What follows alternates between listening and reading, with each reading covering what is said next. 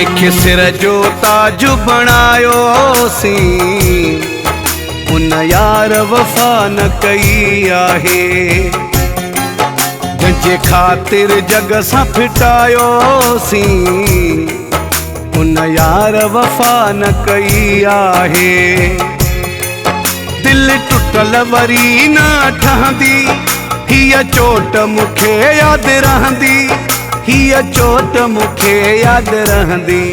जंहिंखे सिर जो ताज बणायोसी उन यार वफ़ा न कई आहे।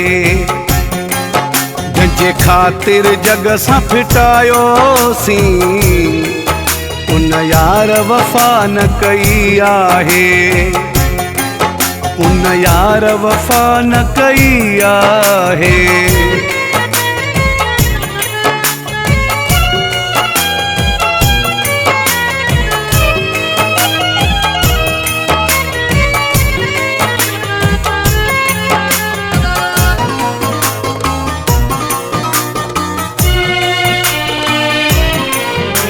सोचो दिल जी दुनिया का नहीं वञी मां वसाईंदुमि, जेको पसंदि आहे मूंखे पिरी तंहिंजो प्यार वञी मां पिराईंदुमि, तंहिंजो प्यार वञी मां पिराईंदुमि। दिल टुटल वरी न ठहंदी, हीअ चोट मूंखे यादि रहंदी, हीअ चोट मूंखे यादि रहंदी। जंहिंखे सिर जो ताज बणायोसी उन यार वफ़ा न कई आहे। जंहिंजे ख़ातिर जग सां फिटायोसी उन यार वफ़ा न कई आहे। उन यार वफ़ा न कई आहे।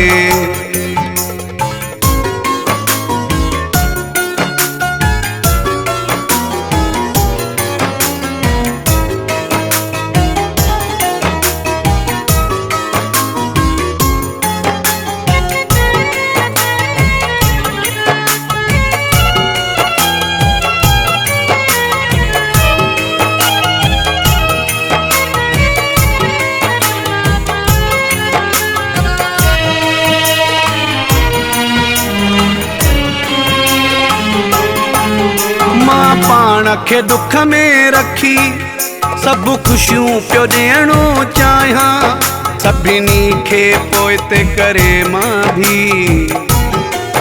हिकु हुन जो थियणो पियो चाहियां, हिकु हुन जो थियणो पियो चाहियां।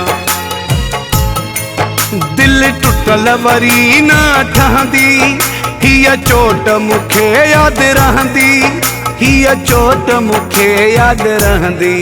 जंहिंखे सिर जो ताज बणायोसी उन यार वफ़ा न कई आहे।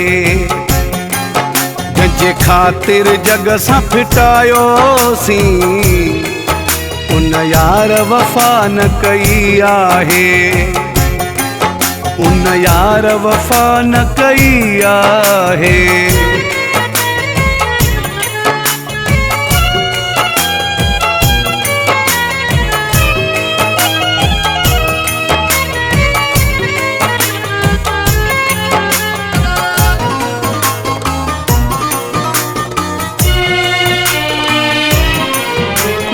फहदनु नारी जहिले रात जी निंड फिटाई, तहीं जानिब मूसां जीअरेई बस करे छॾी आ जुदाई, बस करे छॾी आ जुदाई।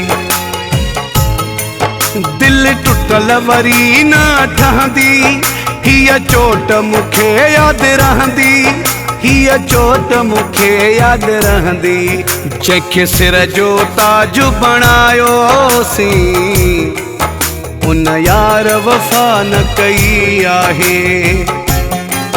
जंहिंजे ख़ातिर जग सां फिटायोसी उन यार वफ़ा न कई आहे।